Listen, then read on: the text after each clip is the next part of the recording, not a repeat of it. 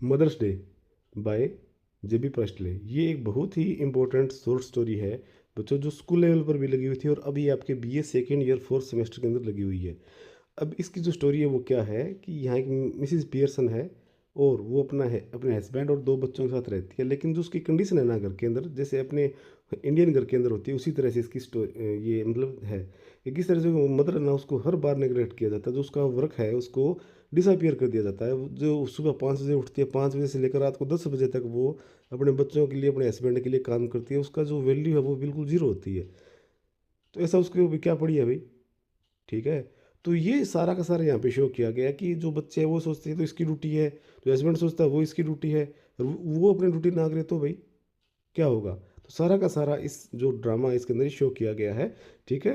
तो यहाँ पर जो मदर है उसके रिगार्डिंग ये सारा का सारा बताया गया किस तरह से कि जो माँ है उसको नेगलेक्ट है वो किया जाता है, जबकि वो कितनी इंपॉर्टेंट है उसकी तरफ फोकस नहीं किया जा रहा। तो उसकी जो मेन थीम है वो क्या है, exploitation of women, importance of mothers, self respect and equality, family relationships, social reforms and social reforms through humour.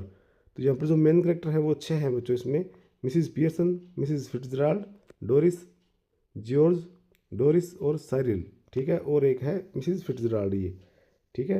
अब ये जो सारे सारे इसकी हेल्प, जो सारी स्टोरी है इसके अंदर ये है, उसको मेन जो मैसेज है ना वो क्या है इसका, Priestley teach that love without respect is meaningless. Love without respect is meaningless, ठीक है ना।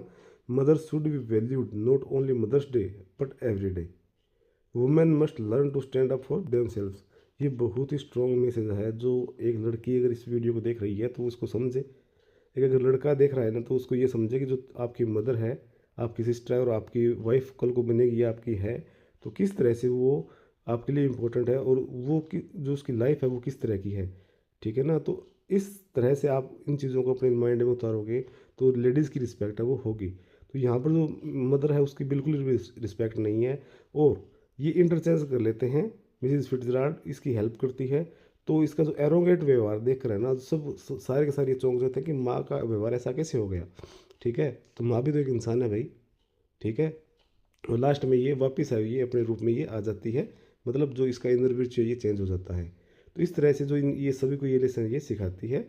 होप आपको ये सारी स्टोरी समझ में आ गई है। जो डिटेल्ड